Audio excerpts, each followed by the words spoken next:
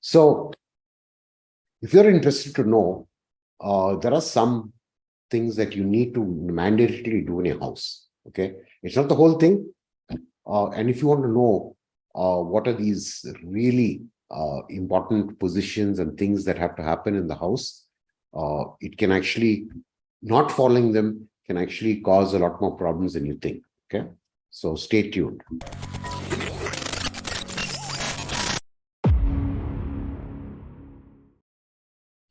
Now let's start with the first thing. After long, hard days of work, you crash out in your bed. Yes, it's your bed. Your bed is extremely important because you spend 1/3 of your life, approximately 8 hours a day. That's 1/3 of your life in the bed. So the bed has got to be great. Okay. But a couple of things that you might have the most comfortable mattress in the world, hugs the body line, all of that. They're not cheap. Good mattresses are pretty expensive. But your head should face magnetic north. Okay. So if I'm lying down, my head should point towards the north. Okay. Now, this is kind of because of evolution. Man has been through this magnetic field for many, many years. And our circulatory systems and our way our mental makeup is all leans towards this magnetic field effect. Okay. And it's beneficial for you to sleep magnetic north. Now, if you sleep in another orientation, which is like say east to west, so what you'll be doing is you'll be crossing the lines of magnetism. Okay, and crossing the lines of magnetism in a very simple physics class, you would have noticed how a motor works is when a conductor cuts a magnetic field, it generates a kind of electricity. So your body your blood contains a lot of iron. And while it's circulating through the body, it's going to cut more magnetic lines because you're opposing the field, right? So this can cause some minor problems. Now, for some, it could be really bad. For some, it doesn't matter so much. You could actually get up in the morning. If you sleep east to west, you might get up grumpy because your body is kind of taxed for no reason. And this can be kind of irritable. So you might get up early in the morning. Sometimes people get up with a headache. They even say that it is not good for your hair growth if you sleep on an east to west direction. Sleep magnetic north. Okay. Another thing to remember is that don't tuck your bed against the wall. You should have 3 sides open. Now, somebody will ask you why. What difference does it make? I tuck it to the end. What's the big deal? Now, depending on which side you sleep, okay, the left or the right side of the bed. If you sleep on the right side and the left side touches the wall, it's probably okay. But if the bed is touching the left side and you sleep on the left side, you don't have that extra. You have, like, if you turn, you'll hit your face in the wall. Now, why is this important? Because sometimes it does happen that your leg will overhang across the bed. Now, the in your sleep, what really happens is your leg can just kind of droop over the side. Now, the body seems to know what to do when it's asleep. If it's finding that it's getting cramped in one side, it will move. If it needs better circulation. So what happens, sometimes you'll find that your leg is hanging over the bed, and then you kind of pull yourself up. Okay.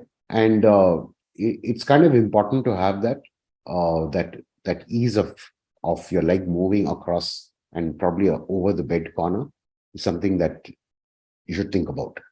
So I know sometimes you may not have space and you'll have forced to put your bed against that.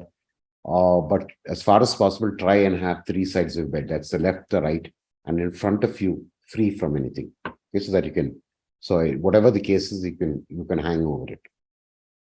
It's also a good practice because when you're getting up in the morning, and if you're close to the edge of the bed, you just simply have to roll over to get off the bed. You can roll over.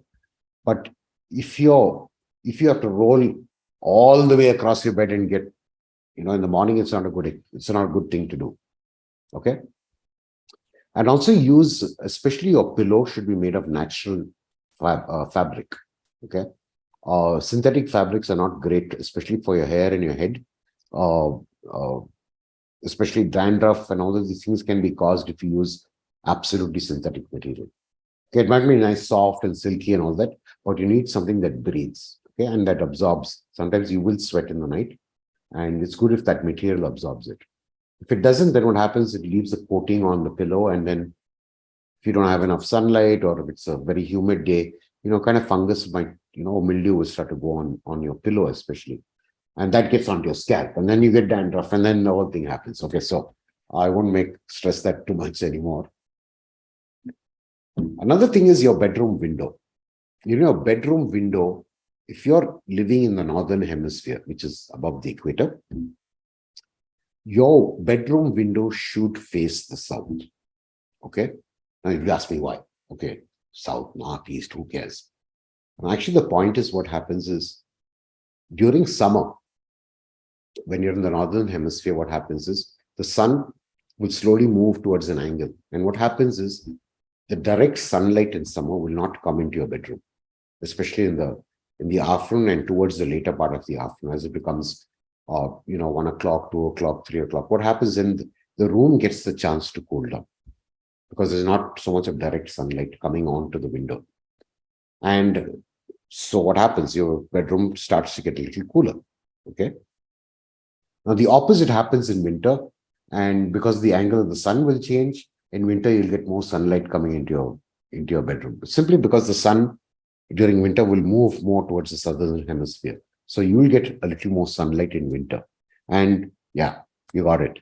So when winter comes, your room is a little warmer. So it's always good to keep this practice as far as possible. If you can find your bedroom and the windows facing south, it's excellent. It's kind of very important if you're locating a new apartment to stay, a new house. It's good to look where the bedroom window is. If it's facing south, it's fantastic. Okay, so you take advantage of the summer and winter scenario. Good one, right? Okay. Kitchen. Now, your kitchen typically should be in the southeast corner. Okay. Now, people will relate this to Vastu or Feng Shui, but let's see what the science is about. Okay. The window should be at the south of your kitchen. And especially if it's in a corner, it's ideal. Sometimes you don't have the luxury of having the kitchen in a corner. But if you do, try and make sure that you've got something happening on the south. Okay. Some kind of ventilation, something coming in, or an open kitchen.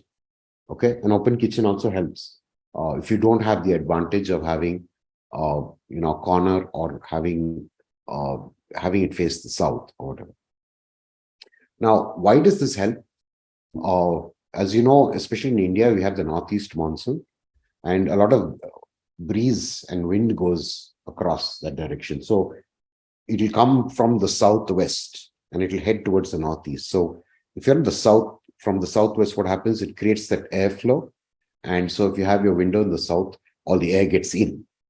And then it'll move sort of eastward. So if you have your window, another window or an exhaust on the east, then it'll suck it out and you'll have better cross ventilation. Okay. But if that's not the case, then your best chance is to find an orientation where you can have all your exhaust air going out towards the north or towards the east, and all the incoming air coming in from the south or the east. Specifically southeast, and specifically northwest for exhaust. Sorry, northeast for exhaust and southwest for inlet. So this will remove a lot of fumes that get generated in the kitchen. It's easier to exhaust out a lot of fumes, and even oils also float in the air, and that's something you can just drag out. And of course, we all need to be clean and hygienic, and the bathroom is the place to go for your showers and for all your hygienic needs, right? But remember, your toilet needs plenty of light. Now, I've seen a lot of places, a lot of apartments, they just kind of say, okay, we'll just tuck this bathroom away, and they'll put some kind of common ventilator shaft at the back, and the place is absolutely dark. Now, this is not good simply because if there's not enough light and there's a lot of moisture in the bathroom, especially when you shower, hot showers. So what happens is mildew will start to form, and that mildew is something that you start breathing, and then that can give you lung irritations, or it might get even worse than that. God forbid. Plenty of light is required. So make sure that if you're ever trying to buy a new place, move into a new place, or even if you have your own place, and there's a way you can get more light, try and do it as far as possible. What I would suggest is keep an indoor plant in your bathroom, simply because there are a lot of chemicals. Your shampoos, your cleaning agents, your toothpaste, your soap, your cosmetics, your perfumes, a lot of chemicals. And something like a rubber plant will actually absorb a lot of these harmful chemicals. Okay, it's a very hardy plant, and so you don't doesn't need much maintenance. You just keep it out there in the corner, water it once in a while. No problem if you water it extra; it will still absorb that moisture. It's a kind of very hardy plant. It'll live in a very damp or a very sort of dry environment. It does need little water now and then, but you don't have to worry about it, because if you take a shower, a lot of the humidity itself will provide enough sustenance for the plant. So keep a few of them. You buy small parts of them and just pluck them out. They're easy to grow, because once you get a few stems, you cut out one stem, plant it in another pot, then the thing just grows again. It's wonderful, and it lives on all that. Those nasty toxic chemicals are there in your bathroom. It lives on that. Remember also to have you have a breather drain. You get a drain with holes in it, and if it's closer to the window, it's always good. Why? The drain actually by itself doesn't see enough light, and a lot of scary things happen down there. Okay, and we don't want to talk about that. The point is that when you have sunlight coming on that drain sheet, it kills a lot of things, and it keeps it doesn't get foul smelling, and it doesn't breed so much bacteria as it would. Fungus, of course, is a very common thing that happens. So keep your breather drain near the window, because there will be enough air circulation. That's number one. So something fumous over there, it will kind of mix with the air that's coming in, and plus you'll get light. Okay, light is really important. And if the drainer is near the window, it's even better. Now, it doesn't mean that you shouldn't put more drainers. You can put more drainers in your bathroom, no problem. One under the sink, maybe one under the shower, that's fine. But also have one drainer close to your window. Okay, I mean, it's typically a practice. You'll see a lot of places they'll have that drainer. It will always somehow be very close to the window. And just to save on cost, what they do is they keep the shower head also very close to that drainer, and also close to the window. It's fine, it's good. You can always do that, but it doesn't mean that you have to hard and fast keep your shower in front of the drainer. You can move your shower anywhere else and have a drainer there as well. Because typically a lot of people take a hot shower, and that water is kind of prevent a lot of things from happening. But just make sure that your bathroom is designed so there's enough slope so the water doesn't stagnate. It's a very good practice to make sure that you have adequate slope in your bathroom, so that water just kind of moves out whenever it has to. So I hope you enjoyed today's session. And like I say, always follow the dynamic vitality model. And for those of you who have subscribed to it, fantastic. This helps you with your body, your habits, your surroundings. Okay. And it's not just health. It's the question of your well-being, and your well-being depends on not just you, not just your exercise, not just what you eat, but everything else that's around you. So there are habits that can be very beneficial to you. So if you like, always join me on my YouTube channel. You can find a lot of these videos out there, very informative, and we'll see you in the next episode. Thank you.